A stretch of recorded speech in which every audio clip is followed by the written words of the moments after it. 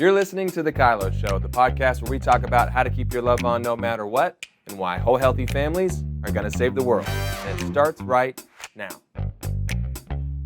Hello and welcome to The KYLO Show. We are live today. We are having a lot of fun, and it's exciting. We are going live because it's something that you have asked for. That it's we do Q&A sessions, but it's either a recording or an email, and it's not in the now. It's not like No. you get to ask a question and get it answered Seriously. right now, right here. I think the hardest part about when someone messages you on Instagram, so we don't even have their voice, and they just ask a question, and there's so many questions that I have for their question. I don't get to have a conversation here. We just get stuck with, I think this is what you meant, I hope. Maybe I'm way off, but hopefully it helps somebody. So that's the beauty of having a live audience with us today, is that we actually get to go back and forth. Yeah. So So we're going to be doing this for a while. We're having fun. And if you're not on our email, please get on our email so that you can get the link. And if you had a question, you could jump on here as well. That's what you need to do. Yeah. But you should just get on the email list anyways, because there's lots of good stuff on there if you're not on there. But let's not waste any more time, and we'll jump into our live audience here in the studio, because that's fun to say. All right. Our first question, Jennifer, what do you have for us? Well, hello. Hi. Thank you for the invite. I'm so glad to be here, you guys. Just Oh, love thanks you so much. both and your ministry, and it really has changed my life. It's so hard to even put into words. So, but I have a great question, I think, for you.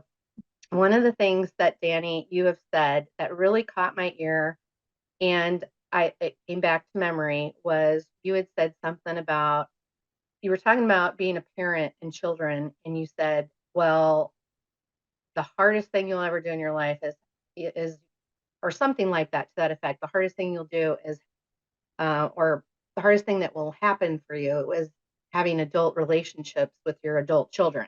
Yeah. And I was like, really? Gosh, I was really hoping that it would get, a little easier. Well, So it can't. Yeah.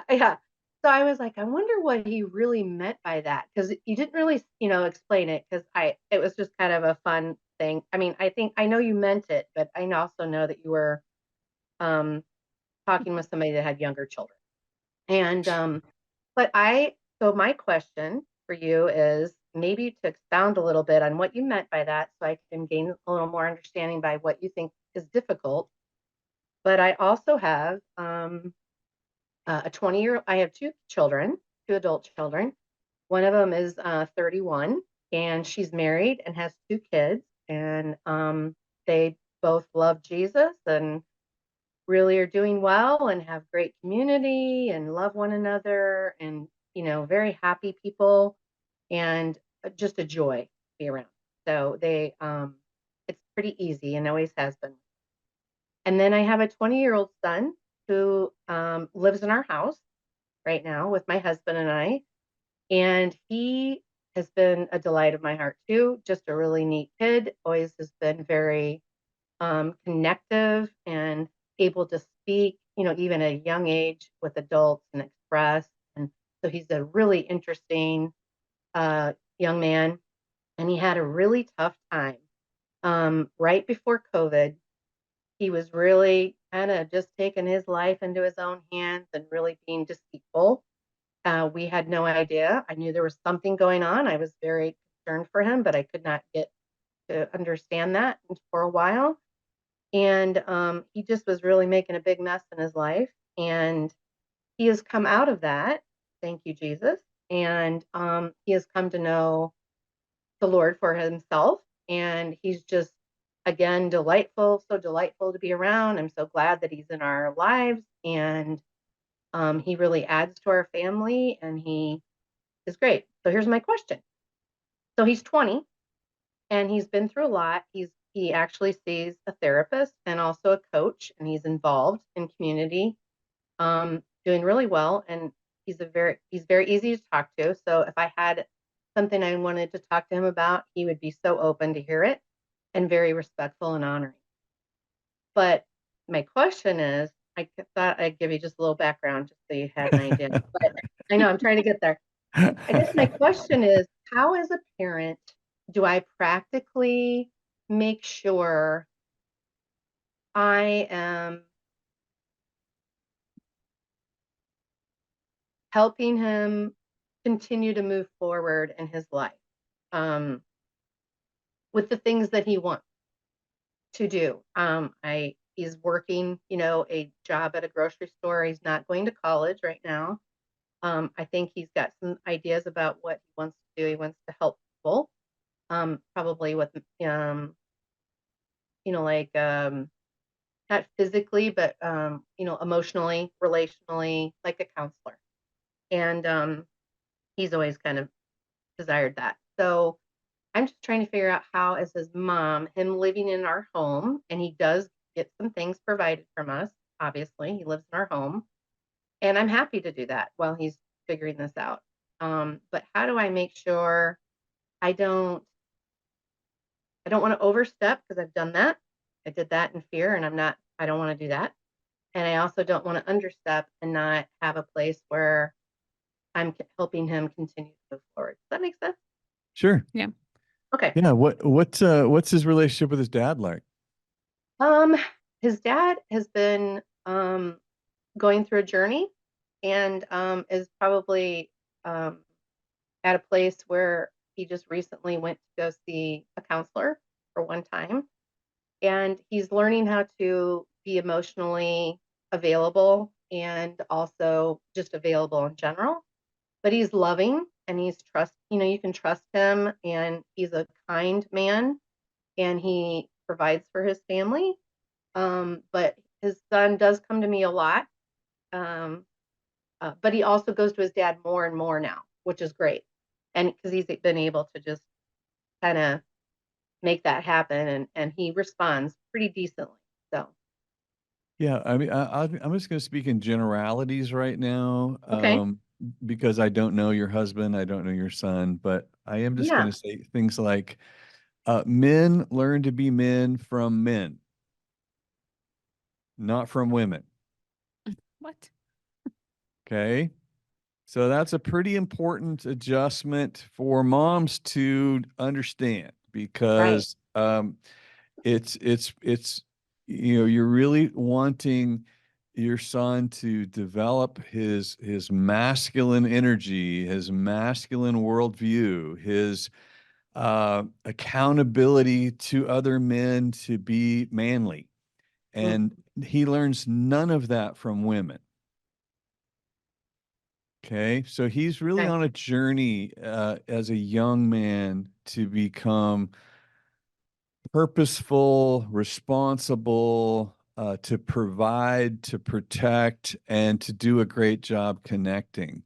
Mhm. And in doing that, he's got to look around and find some men to emulate and to get feedback from, and even to be evaluated by. See, men running together, they provide a really great dynamic of feedback. It's usually Mhm. through chiding and teasing and making fun of each other, and that is really a healthy shame, in a sense that I learn to up my game from being around men that are bigger, stronger, better, uh, more capable than me. And when moms intervene in that and protect, because I don't want you to get your feelings hurt, then you just prolong the development of your young man into becoming a good man. And so you really, really want him to toughen up a little bit Mhm. and to be able to run with the men, so that in doing so, he will have a community of men that will hold him accountable to be a godly man, to be a good husband, to be a good father, to be a good provider, to protect his family, to lead in love. Like it's his job to bring the standard of love to his family. Husbands, love your wives as Christ loved the church. It's not wives, love your husbands as Christ loved the church. But classically, that's the mistake we make, is we put the women in charge of the love. The man's in charge of making money and the women's in charge of everything else in the home. You're like, okay, mistake. The man needs to be bringing the chief sacrifice, the chief connector, the chief leader with his heart. You know, that's a role that men have to learn if they're going to put Christ on display in their homes. Now, that was all in generalities. Now I'm painting with a roller right now. I'm not this and that. There's no eyelashes on this painting yet. So I'm just trying to throw out there that this would be the standard that you would want to be pushing your boy into, and for him to find that, so that you don't end up intercepting maybe a relationship between him and his dad, or him and some other men that aren't women. Yeah. I hear you on that. And the good news is he's on that journey, which is great, because Awesome. he went to Braveco on his own. Boom. Great. Go there, traveled from Iowa to California, hit it, came back. He's got a coach, he's got a mentor, and he's got a brother-in-law that he's very close to and runs things by, asks for feedback all the time. He's very honest. So he's headed in that direction, and he's been talking to his dad more.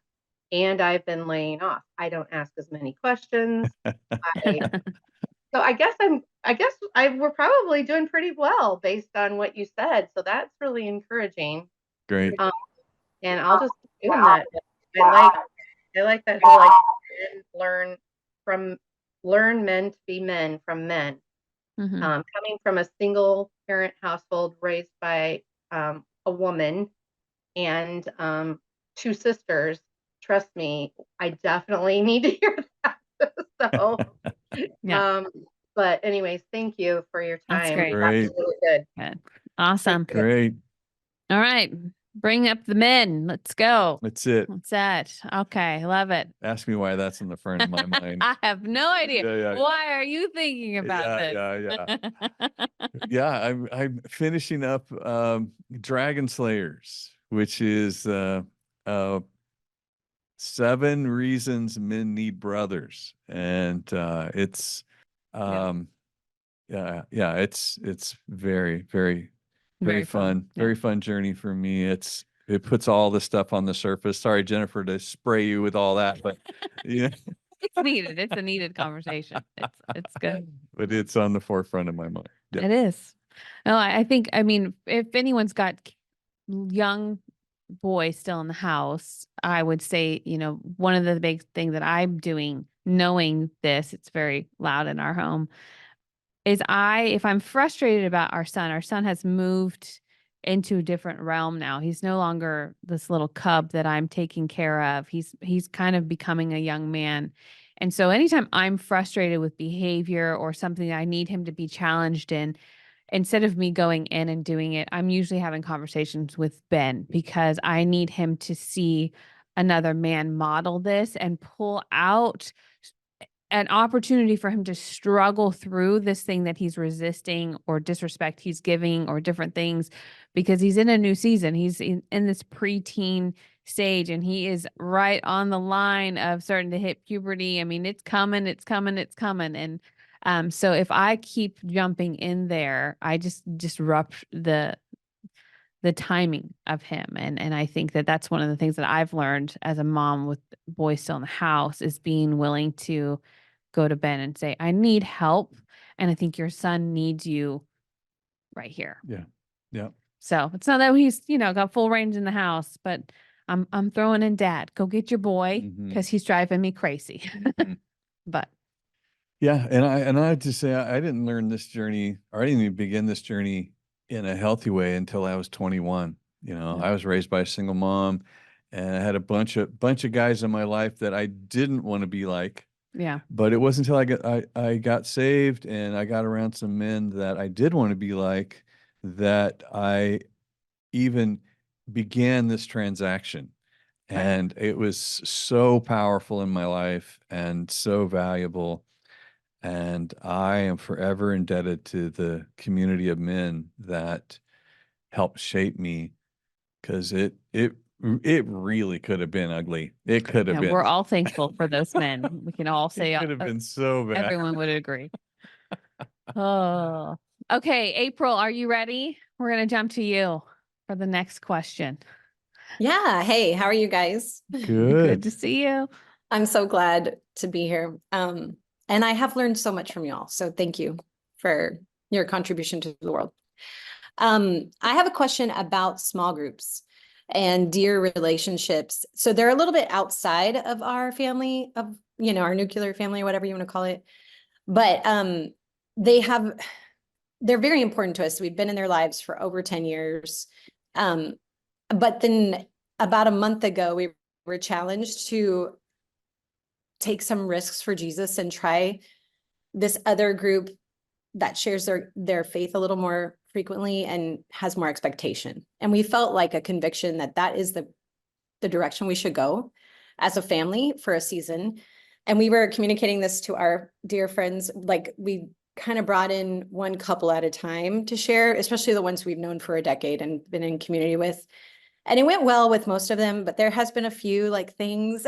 So we just wanted some wisdom on how to communicate. Hey, this is not us leaving this connection. This is just us being committed to a different mission for a season, but we want to remain connected. And so there have been some conversations, and then we thought it was all good. And then when we started connecting with the other members of the group that are not as close to us, some of our closer friends who are leading the group, I don't know if it ruffled their feathers, and we have a connection set up, like a meeting to clarify some of it. But I don't know, just anything that you guys might want to offer in wisdom when you do feel like a pull in a different direction with someone you really care about, and you're not asking for them to leave your life. You're just asking them to have some grace as you try to figure out what God's calling you to. Does that even make sense? Is that helpful, or do you need a little more? I think I understand what you're saying. The hard part, with small groups, the beauty of them is that you have these covenant relationships with people. And that's what it sounds like you've got, is these covenant relationships. And there's a stirring in your heart to just see what else God has for you. That's what I'm hearing.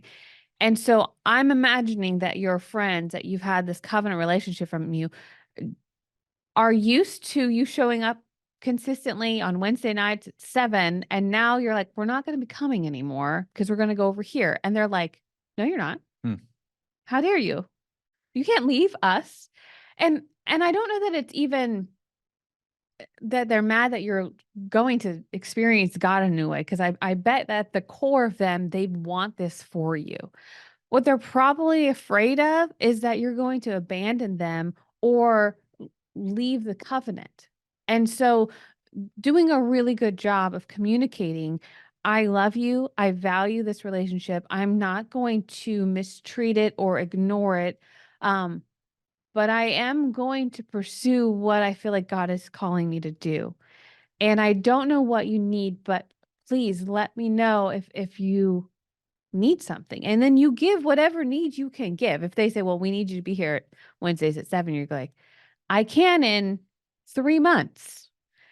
And so that's the hard part, is that, when we change a little bit and we go towards health, whether it's like, let's say you have a potluck group of friends and all of a sudden you're only eating clean. I don't know that I've ever met many potlucks that have clean on them. They're casserole dishes covered in mayonnaise and creamed sauces. So, you're changing the game on them, and it's not out of disrespect for any of them. It's out of something that's needed for you.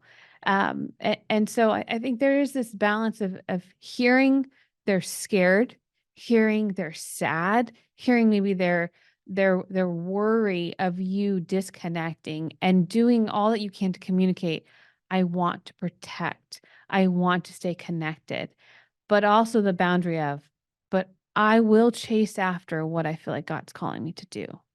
And so there's this balance of you doing a really good job of that and putting that on display and hearing, maybe can we adjust to Thursday night? If it's so important that I'm there, we might have to change the day because I can't change this day. But are you willing to change this day? I mean, I would start getting creative, but the first big thing is, what is that you need? What did you hear me say? And doing a good job communicating. I love and value this relationship and I want to protect this, but I'm also going to do this. So that's my take. Yeah, nobody likes change, especially if it wasn't their idea. Totally. And so, you kind of dropped a rock in the pond and they're trying to figure out what it exactly means. And are you rejecting me? Are Mhm. did I do something wrong? Are you leaving me? And the answer is yes. It is. You are using that same time for something else. That means that person's not getting that time and that level of connection. Without having to be angry, you're adjusting your relationships. There's something over here that you need that you're going to go access. And you can only be in one place at a time, Mhm. right? So when you go over here and say yes to this, you said no to what you used to say yes to. So now you're saying no where there used to be a yes. Mhm. And people have a hard time with that. This is what happens when you leave your family to go get married. You change relationships. You're not mad at your family. You just found someone you want to spend way more time with. And so when you go give all this yes to this person, your family feels the no and they have to adjust. They're like, oh my gosh, she's growing up. That's what we say. She's growing up. That means she's giving her yes to someone else. We used to get it. Now she's giving it to someone else. And we have to adjust or fight her. And so some people don't understand the boundaries of yes comes with experiencing someone's no, maybe for the first time in our relationship. And if you moved away, if you got a job in another city and you moved away, all those relationships would be getting a no that used to get a yes. And brand new relationships would be getting a yes that you didn't even know existed. So it's hard for people to change because it's very much about boundaries. Mhm. And you just keep your love on. And you keep your love Yeah. on, you keep a smile on your face, you stay empathetic, you stay compassionate. You don't change. You just changed where you're putting your yes. I Does that love make that. sense? Oh my gosh, yes. I love the tool. Like, what do you feel like you need from us? And then also recognizing, I guess, like the visceral fear that might be bubbling up in her is real. We are Yeah. saying no to them Yeah. for a season. Yeah. And having a little compassion around that. It's helpful. Great. Great. Yeah. Good job, April. Yeah. Okay. Way to grow. Way Yeah. to keep growing. Way to keep your priorities. That's how this life works. So true. Don't be afraid to say yes in the right spot. Absolutely. All right, Emma, you're up next for our question. Thank you. It kind of does touch on this, but I'm sure these will kind of overlap, but I've got two things that are intimate. I'm kind of curious to know where it is when you were talking, Danny, to a previous question around you expressing this is how I experience you and exchanging the truths. Where is it that where it can be because of your own filter. So I've been in an experience of a relationship where it could have been like from my own filters of my own wounds and things that have misread other people's behaviors, or my wounds have been triggered as a result of their behavior. And in the conversation that I tried to do, I followed those principles of saying, okay, when you did this, I felt this, and it's how I experienced it. And the response I got was that it was my stuff that was being triggered, and it was all in my head. And I wasn't making it up, but it's my stuff that's being triggered, not them being kind of part of the puzzle. It was tricky because partly they were in leadership over me, so I didn't know, again, so there's double fold on that. But I kind of felt very stumped in response, because I guess I was expecting them to say, oh, I'm really sorry, let's talk about that. But where they came back as like, it's you, not me, I then felt very stuck of going, I now no longer know where to go further from that conversation. And in the end, I just shut down and kind of just pulled the conversation to an end because I felt a bit blindsided. So Emma, right there, Emma, what did you feel when the person didn't listen to you? What did you feel? Oh gosh. I mean, firstly, I just felt really shut down, and partly because they came with a lot of heat and anger.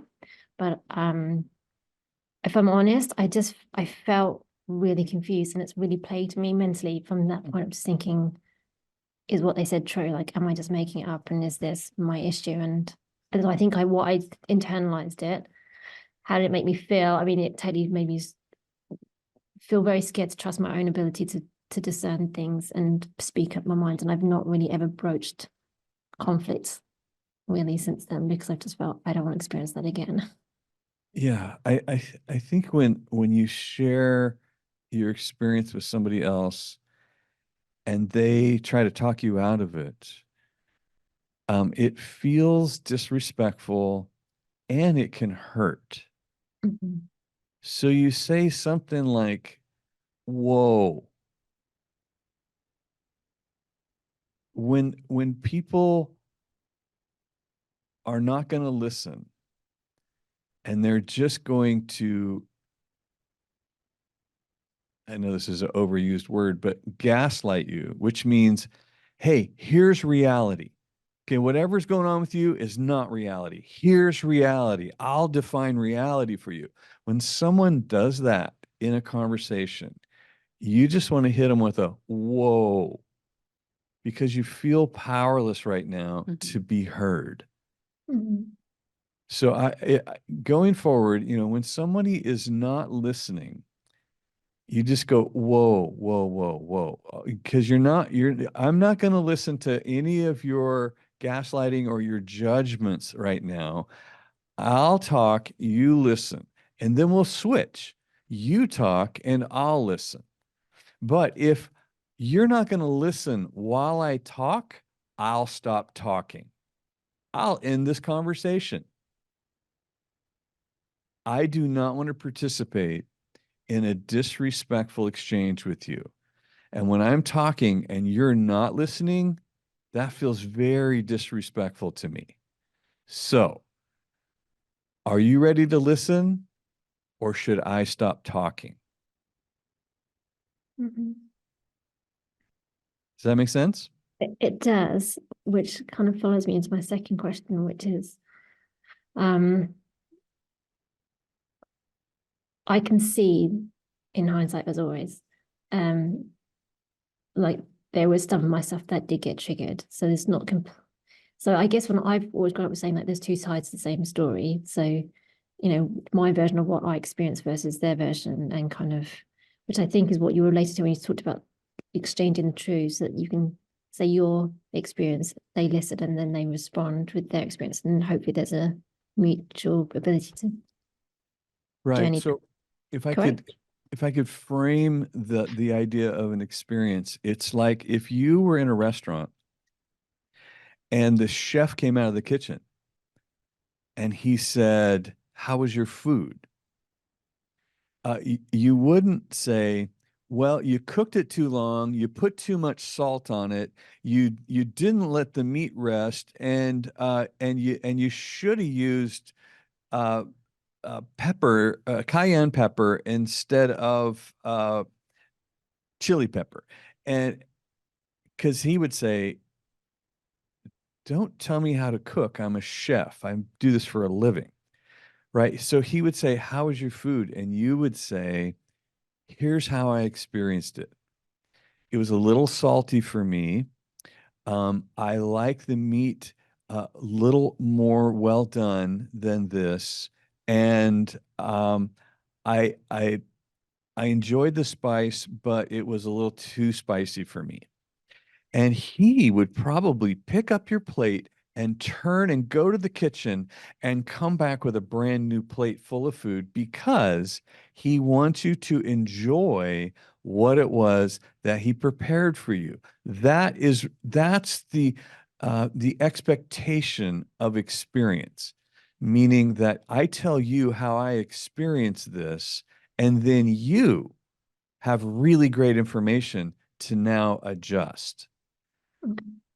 And that's what we're setting people up for, is more like, I'm trying to let you know how I experience this meal instead of what I think of you as a chef.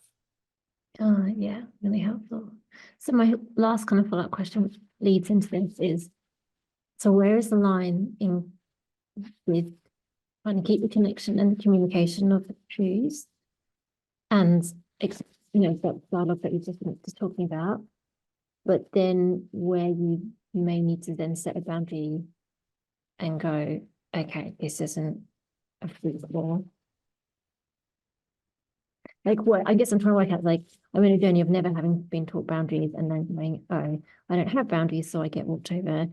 Now I need to work out how to put boundaries whilst having these conversations of great communication.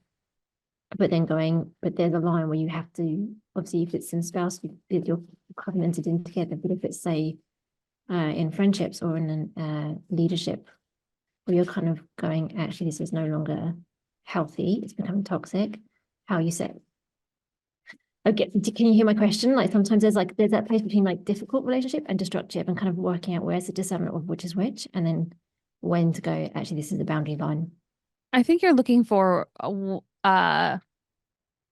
maintaining respect in your relationship, where when it becomes disrespectful over and over and over again, that's probably where the boundary is I would love to have this conversation. I would love to pursue a relationship if it's going to be respectful, because the exchange and what I've heard from you, Emma, a little bit with, it sounds like leader didn't agree with your experience, and you could recognize that some was your own stuff as well.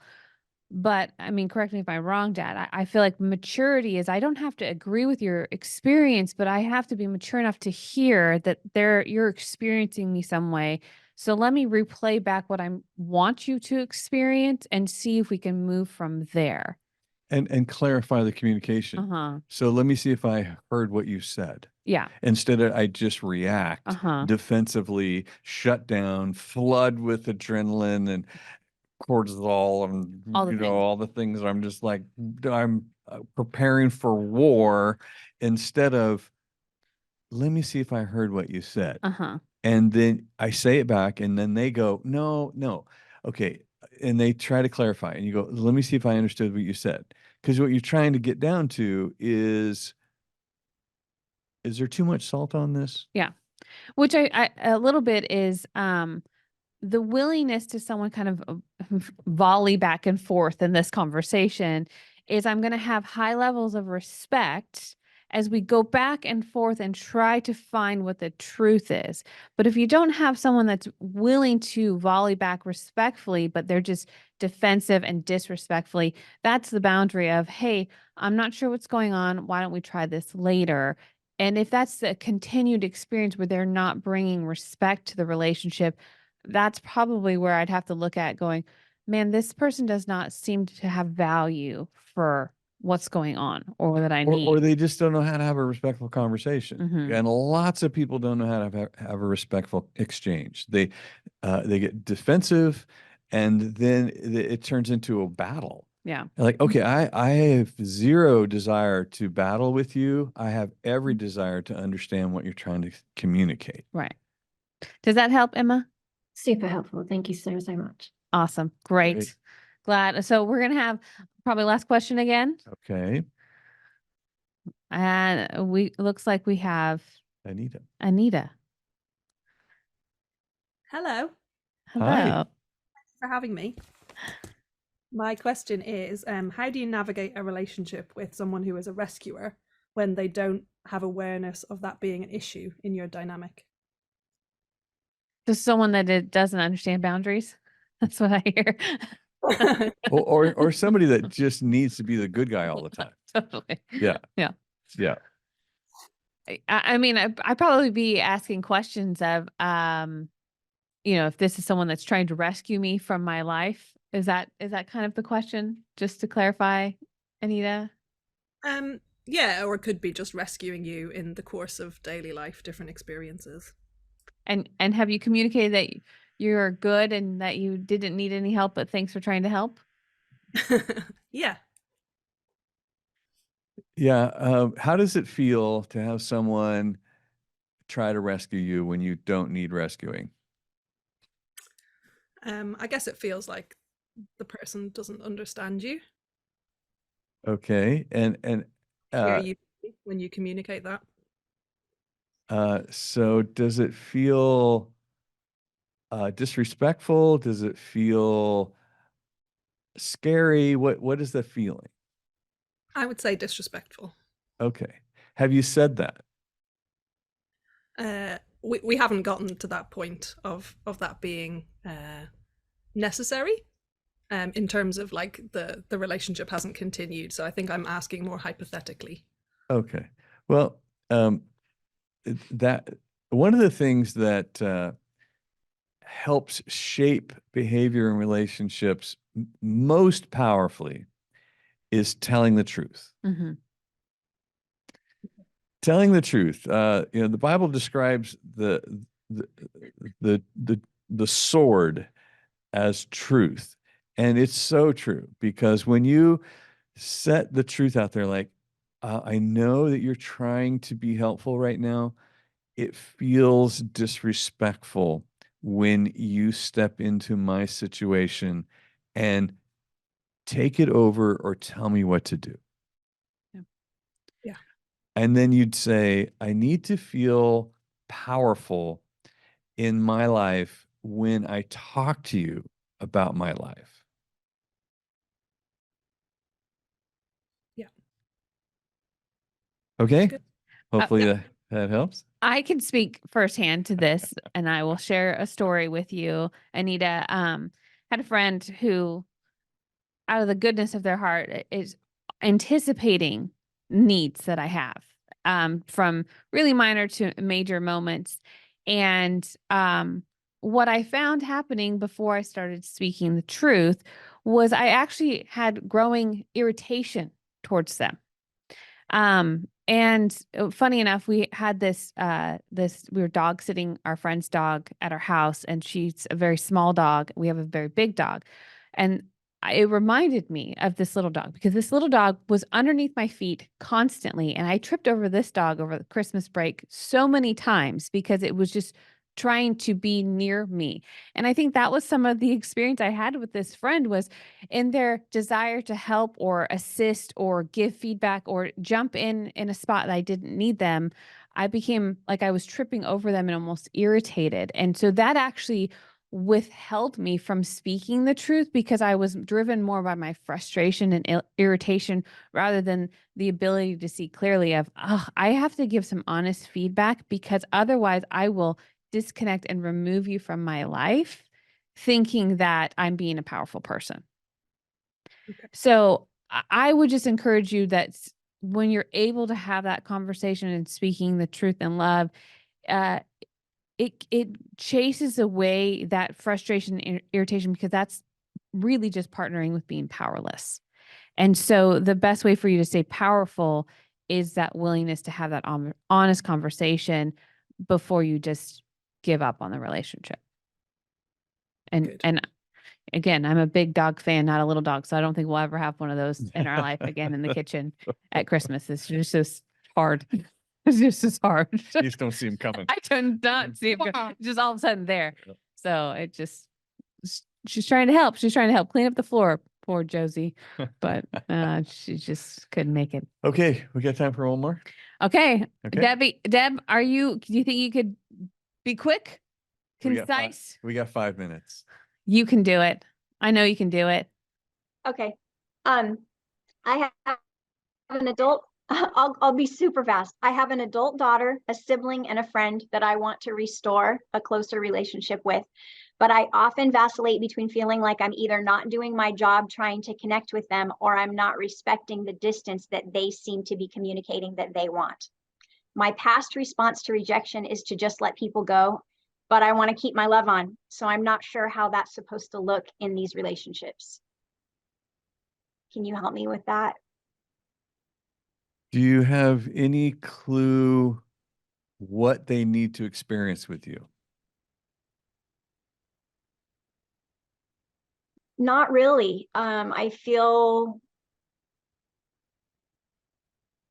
they don't answer my questions when I ask how they're experiencing me or what it is that that they want from the relationship. They're very unclear, or they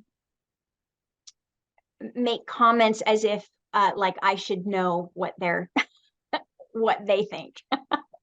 Sure. And if you were to take a stab at it, if you were to take a guess, how do you think they've experienced you, and what do you think they need to feel?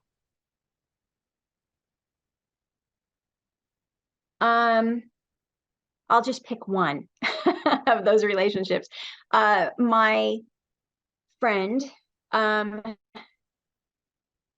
was feeling overwhelmed with me talking about some of the issues that I was having with my daughter, and I think that she's not very good at communicating that it was overwhelming.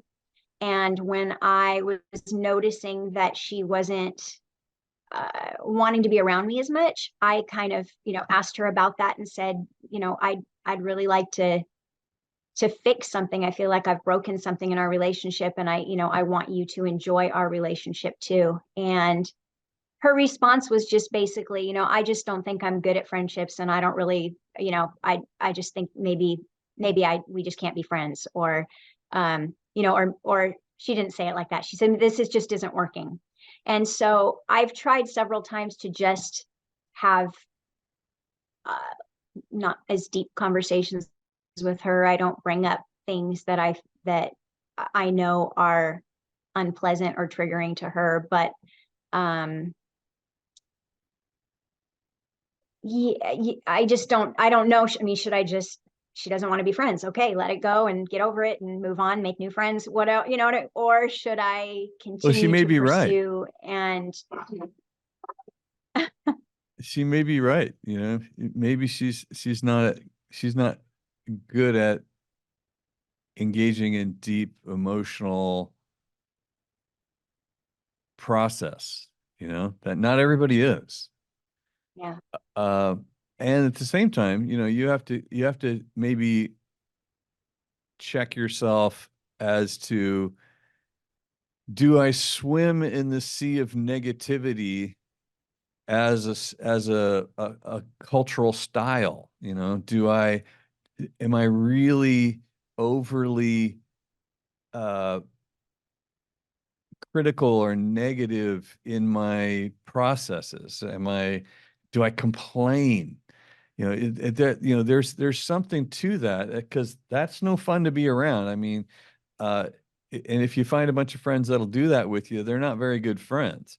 So, that might be something like, are you overwhelmed by my ongoing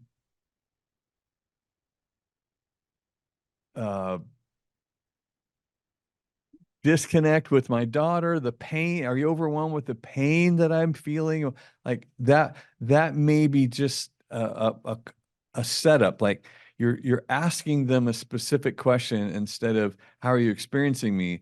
You might say, are you overwhelmed by the chronic nature of the disconnected pain I have with my daughter?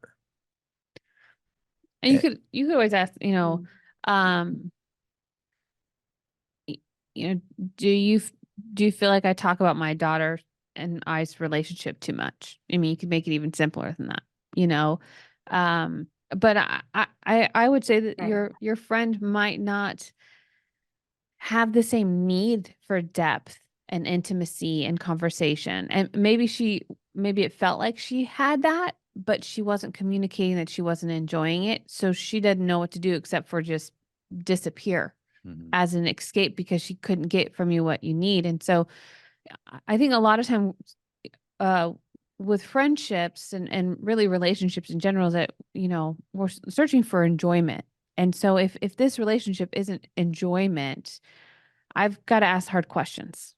Why is it not enjoyment? Why am I not getting enjoyment from this? And it's, they're not able to contribute. They're not able to challenge. They're not able to meet me in a space of pain. I feel like they're never bringing vulnerability. So your ability to look at this critically isn't with judgment, but really looking like, oh, I've grown. I've become more aware than ever before, and I'm looking for something different. It doesn't mean that they're a bad person. Doesn't mean that they, you can't have a casual coffee date with them, once in a blue moon or whatever. But I would be more on the search of, I need relationships that are going to bring enjoyment to my life, and that I could have these vulnerable exchanges of like, oh man, am I talking too much about my daughter and I again? They're like, a little bit. Okay, good to know. Tell me about you. I'm all done. I'll clock out of that, And so that's what I'd be searching for, rather than for someone that has no beacon of hope of restoration.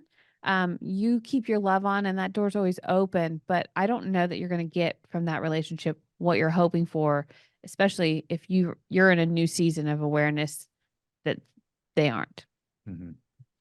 And I would say people need to feel powerful, people need to feel powerful in order to enjoy the relationship. So, if people aren't feeling powerful especially in a painful, they are seeing you in pain and they don't feel powerful, eventually they start avoiding that powerless situation and that powerful experience because I'm not helping you. Mm-hmm. And I don't know what to do. So I'm gonna quit visiting you because it just feels scary and no fun every time we get together. So making sure that people feel powerful with you would be a question that you're asking, like, do you feel like I listen to you? Mm-hmm. Do you feel like you can influence me? Do you feel like I respect you? I mean, those would be some questions to check to see if people are feeling powerful. Yeah. Okay. All right. All right. Thanks so much, Deb, for sharing just kind of Right. where you're at. And I would go lean into joy and keep doing what you're doing. Yeah. So awesome. Definitely. Well, Thank you. Okay. we filled another We 45 minutes. I know I say that every time, but how do we do it? We do it every time. We do it. We do it every time. But this time with a live audience, which is so much fun. So Thank again, you guys for being you. on here. We love it. It's so much fun. And as always, whole healthy families are going to save the world. And thank you so much for helping us with that mission. And we'll be praying for your families. And we'll see you next time on The KYLO Show. Thanks for listening. Never miss an episode of The KYLO Show by subscribing to Apple Podcasts, Spotify, or watch us on the Loving on Purpose YouTube channel. Don't forget to submit your questions and testimonies to thekyloshow.com.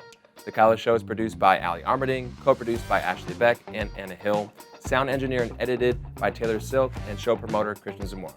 Don't forget, whole healthy families, gonna save the world.